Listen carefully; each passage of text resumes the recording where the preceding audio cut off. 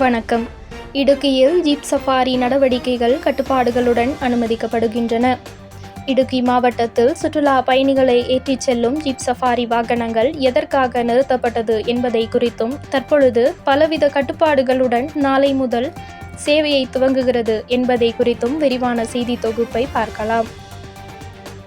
இடுக்கி மாவட்டத்தில் ஜீப் சஃபாரிகளில் விபத்து ஏற்பட்டதன் காரணமாகவும், பாதுகாப்பு அச்சுறுத்தல்கள் காரணமாகவும் இந்த மாதம் 5ஆம் தேதி முதல் தடை செய்யப்பட்ட ஜீப் சஃபாரி மற்றும் ஆஃப்ரோடு நடவடிக்கைகளை ஜூலை 16 முதல் படிப்படியாக மீண்டும் தொடங்க மாவட்ட ஆட்சியர் உத்தரவிட்டுள்ளார்.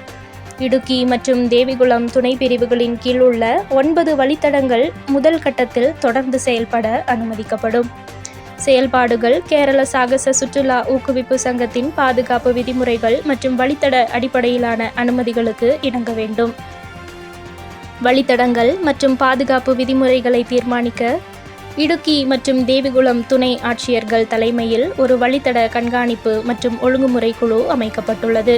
போக்குவரத்து அதிகாரிகள், அந்தந்த காவல் நிலைய அலுவலக அதிகாரிகள், பஞ்சாயத்து செயலாளர்கள் மற்றும் டிடிபிசி செயலாளர் ஆகியோர் இந்த குழுக்களின் உறுப்பினர்களாக உள்ளனர்.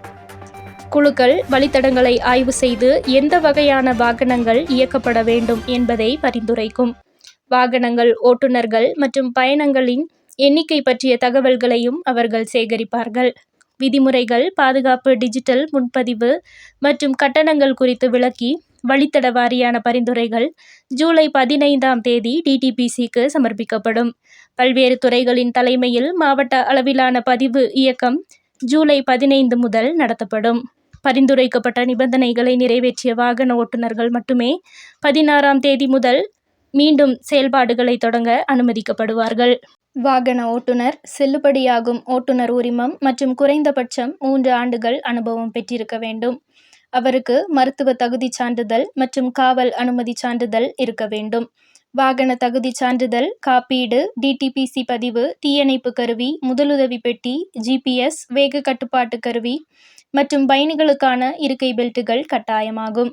பதிவு செய்யப்படாத அல்லது அங்கீகரிக்கப்படாத வாகனம் அல்லது ஓட்டுநர் இயக்க அனுமதி இல்லை. பயணத்தின் தன்மையை பொறுத்து வழித்தட கண்காணிப்பு குழுவால் தீர்மானிக்கப்பட்டபடி அதிகாலை 4 மணி முதல் மாலை 6 மணி வரை பயணங்கள் மேற்கொள்ளப்பட வேண்டும். ஓட்டுநர்களின் மருத்துவ அல்லது விபத்து காப்பீட்டு தொகைக்கான டிக்கெட் வருவாயில் ஒரு பகுதியை ஓட்டுநர் நல நிதிக்கு ஒதுக்கவும் முன்மொழியப்பட்டுள்ளது. கட்டாய பாதுகாப்பு, அனுமதி புதுப்பித்தல் மற்றும் வாகனங்களின் தகுதி சரிபார்ப்பு ஆகியவை ஏப்ரல் மற்றும் அக்டோபர் மாதங்களில் ஆண்டுக்கு 2 முறை நடத்தப்படும். மீறுபவர்கள் கடுமையான ஒழுங்கு நடவடிக்கையை எதிர்கொள்ள நேரிடும். பதிவு இடைநிறுத்தப்படும்.